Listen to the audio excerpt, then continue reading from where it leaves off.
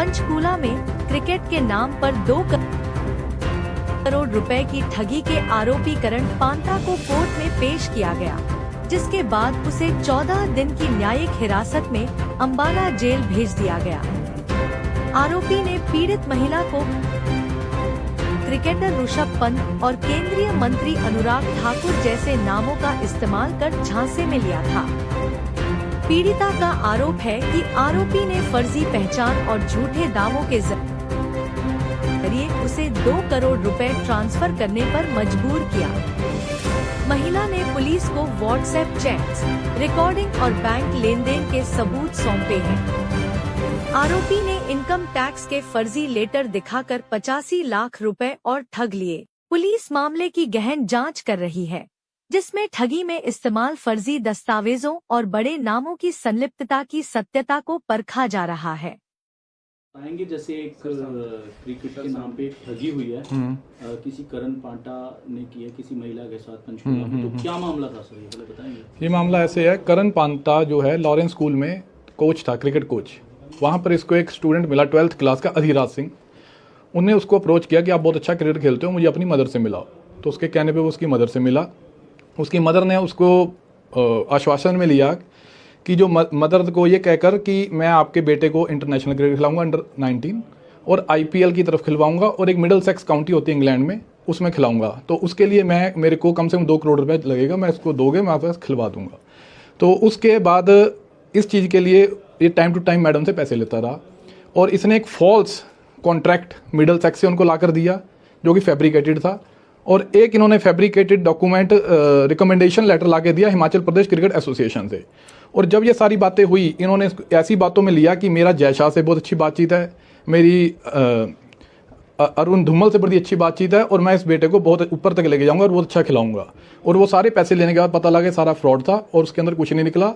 और अब पुलिस ने उसके ऊपर FIR दर्ज कर ली है और उसको कोर्ट में आज पेश किया गया। तो कोर्ट में आज पेश किया है, कुछ रिकवरी हुई है और आरोपी को कहाँ भेजा गया? पुलिस ने अभी कोई भी रिकवरी नहीं किया उसमें, और आज जुडिशियल रिमांड के लिए भेजा गया। उसको 5 दिन का पुलिस रिमांड दिया गया था और पुलिस एज पर इन्फॉर्मेशन अभी सिर्फ एक फ़ोन रिकवर किया है और ACP साहब ने ये कहा है कि जो भी 4 महीने के अंदर जो भी इसने प्रॉपर्टी उस पैसों से खरीदी है उसको सीज किया जाएगा।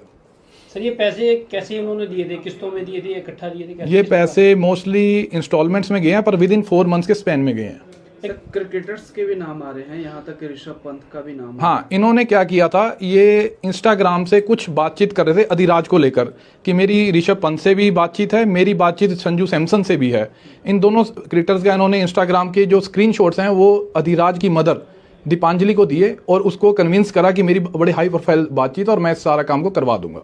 सर इनकम टैक्स के मामले को भी लेकर जो पीड़ित महिला है उनको फोन किया गया कि मैं इनकम टैक्स के मामले में फंस गया हूं और मुझे पैसे जल्दी ट्रांसफर। जब ये पेमेंट इसके अकाउंट्स में जाने लगी ना, तो इसने एक फॉल्स स्टोरी बनाई कि मेरे को इनकम टैक्स से नोटिस आ गया है।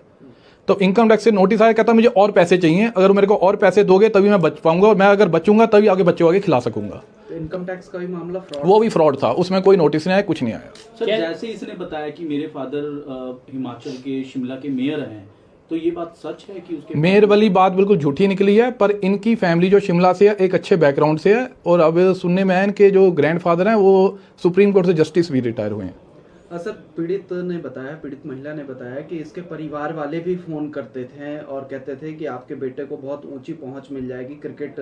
तो क्या सर परिवार भी इन्वॉल्व था इन मामलों में? परिवार की इसमें कॉन्स्पिरेसी है, पर पुलिस ने परिवार के अगेंस्ट कोई एक्शन नहीं लिया आज तक। परिवार की कॉन्स्पिरेसी है क्योंकि ये जो कंप्लेनेंट है ये शिमला गई थी, इनके घर मिलके भी आई है, जहां पे इन्होंने आश्वासन दिया था कि आपके बेटे को अगर ऊपर जाना है तो उसके लिए पैसा खर्चना पड़ेगा। क्या सर इस मामले में कोई सरकारी अधिकारी भी इन्वॉल्व थे? सरकारी अधिकारी का कोई अभी तक ऐसा कुछ नहीं आया है, लेकिन ये इसने अपने लेवल पे ही सारी गेम बनाई थी और अपने लेवल पे ही इसने सारा फ्रॉड रचा था। ये कितने दिन की रिमांड मिली है? अब तो 14 डेज के लिए जुडिशियल रिमांड चला गया है। सर कोई और दोस्त या फिर कोई कलीग इन्वॉल्व है इस मामले में? हाँ, उनका शायद कोई कजन है, उसकी इन्वॉल्वमेंट कुछ उसके अंदर आ रही है।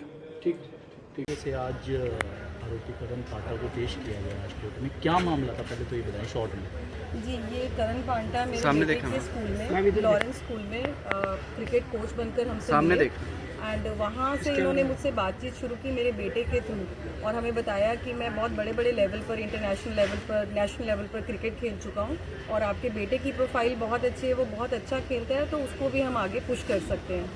और उन्होंने मुझसे थोड़े बहुत पैसों की डिमांड की स्टार्टिंग में, और मुझे ये भी बताया कि जो पैसे आप लगा रहे हो ये कॉन्ट्रैक्ट्स के थ्रू वापस आ जाएंगे। उन्होंने एक कॉन्ट्रैक्ट बताया मिडिलसेक्स काउंटी जो कि इंग्लैंड में खेला जाता है, उसके बाद डिस्ट्रिक्ट लेवल हिमाचल से, और HPCA के लोगों के साथ भी अपनी जान पहचान दिखाई। उन्होंने मुझे ऋषभ पंत के मैसेजेस दिखाए, अरुण धूमल के मैसेजेस दिखाए, जिनमें कहा जा रहा था कि आपके बेटे को खिलाने के लिए थोड़ी डोनेशन लगेगी बट सब पैसा वापस हो जाएगा जैसे ही वो खेल जाएगा।